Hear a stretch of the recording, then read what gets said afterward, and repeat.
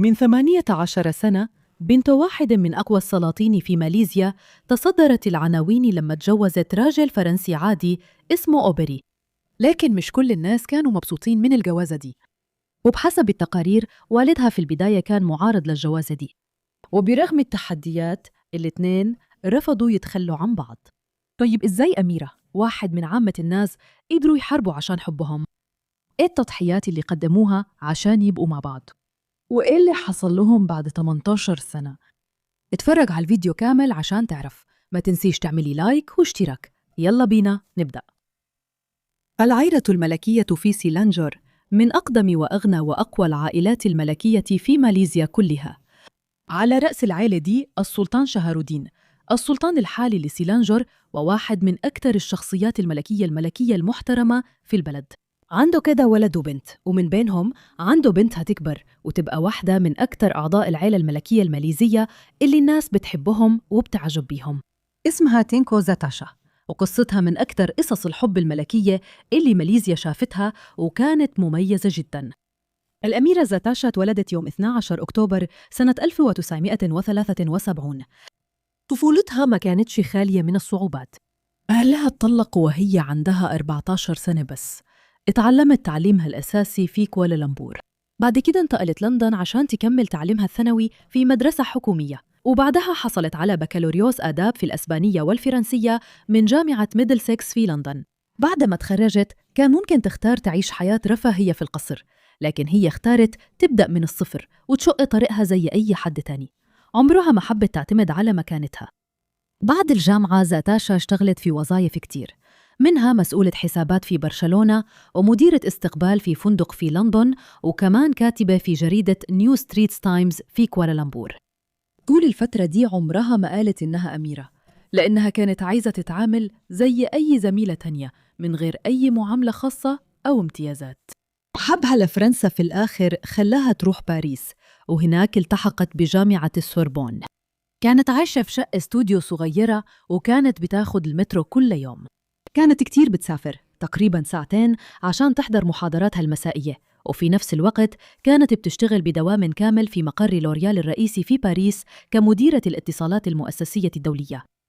وفي الفترة دي سنة 2005 قابلت مخرج أفلام فرنسي اسمه أوبري مينيسون عن طريق أصدقاء مشتركين.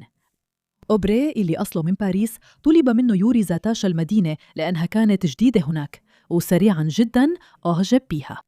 وبعدها بفترة قصيرة اتعشوا مع بعض عشاء رومانسي. لكن من غير ما أوبري يعرف، البنت اللي قاعدة قدامه ما كانتش طالبة عادية، دي كانت أميرة حقيقية. أول 3 شهور في علاقتهم أوبري ما كانش عنده فكرة هو بيواعد مين فعلاً. زاتاشا قدمت نفسها ببساطة على إنها بنت دبلوماسي، مفيش أكتر من كده. أوبري وقع في حب شخصيتها وذكائها وخفة دمها، وهو مش عارف السر الاستثنائي اللي كانت مخبيه. هو اكتشف الحقيقة بالصدفة لما لقى كرت من والدها عليه صورة للسلطان وهو لابس اللبس الملكي الكامل. الموضوع كان صدمة كاملة بالنسبة إله. زاتاشا بعدين شرحت له ليه كانت مخبية هويتها. هي قالت: أنا عمري ما قلت لحد، علشان كنت عايزة الناس يقدروني عشان أنا مين، مش عشان لقبي. مركزي دايماً كان بيجذب صداقات مزيفة واهتمام مش صادق، وكنت عايزة أتجنب ده. بعد 6 شهور من لما تقابلوا، الزوجين سافروا ماليزيا في أجازة. أوبري اعترف بعدين إنه كان متوتر جداً، وكان بيفكر إذا كانت عيلتها وناس ماليزيا حيقبلوه ولا لأ. أول ما وصلوا بدأ يفهم فعلاً قد إيه ما كانت زاتاشا كبيرة. شاف الناس وهم بينحنوا قدامها باحترام، وده كان شيء غريب عليه تماماً. كان عالم مختلف تماماً عن أي حاجة عاشها قبل كده. لكن التحدي الأكبر لسه قدامه. أوبري كان عايز يتجوز زاتاشا، وده معناه إنه لازم يطلب مباركة والدها سلطان سيلانجور. السلطان ما اقتنعش على طول. راجل عادي من فرنسا، من غير لقب ملكي ولا أصل نبيل ولا أي علاقات ملكية، ما كانش هو الزوج اللي كان متخيله لبنته. وعشان كده في الأول كان معارض الجوازة دي. لمدة 2 زاتاشا اشتغلت بصبر علشان تقنع والدها إنه يقبل علاقتهم، وفي الآخر مقاومة السلطان خفت، وفي النهاية بارك للعروسين. فرحهم اتعمل على كذا مرحلة. المراسم الدينية اتعملت في نوفمبر 2007 في المسجد الكبير في باريس. بعد كده العرسان احتفلوا مع أصحابهم على مركب ماشية في نهر السين. وبعدين في فبراير 2008 اتعمل استقبال ملكي رائع في قصر علم شاه في كلانغ، وحضروا حوالي 500 ضيف. بالنسبة لأوبري، وقوفها جوا قصر ملكي ماليزي ومحاطة بتقاليد عمرها قرون كان تحقيقاً لحاجة كانت شبه مستحيلة من كام سنة بس. قبل الفرح أوبري دخل الإسلام وتسمى باسم مسلم، وهو رحيم، واللي معناه الرحمة والكرم واللطف. لما زاتاشا سمعت الاسم وعرفت معناه قالت إنه كان مثالي فعلاً، وده بالضبط نوع الشخص اللي هو عليه. بعد الفرح قرروا الزوجين يسيبوا حياتهم في باريس وينتقلوا بشكل دائم لكوالالمبور. ما كانش قرار سهل على أوبري، بس كان مستعد يعمل أي حاجة علشان الست اللي بيحبها. اندمج فوراً في الثقافة الماليزية، سجل نفسه في دروس لغة البهاسة الماليزية، وكان مصمماً يندمج بأسرع وأكمل شكل ممكن. في سنة 2010 زاتاشا وأوبري أسسوا مع بعض شركة أوريجينالو، أول شركة من نوعها في ماليزيا بتقدم إقامة في فنادق وجلسات سبا وعشاء في مطاعم، وكل ده في علب هدايا فاخرة. أوبري كمان كتب كتاب عن قصة حبهم الاستثنائية بعنوان أميرتي، السلطان وأنا. بس حياتهم مع بعض عمرها ما كانت عن الشغل والكتب بس. الزوجين كان عندهم حب كبير للسفر والمغامرة. على مدار السنين اكتشفوا أماكن كتير حوالين العالم، وخلقوا حياة مليانة تجارب واكتشافات وذكريات لا تنسى.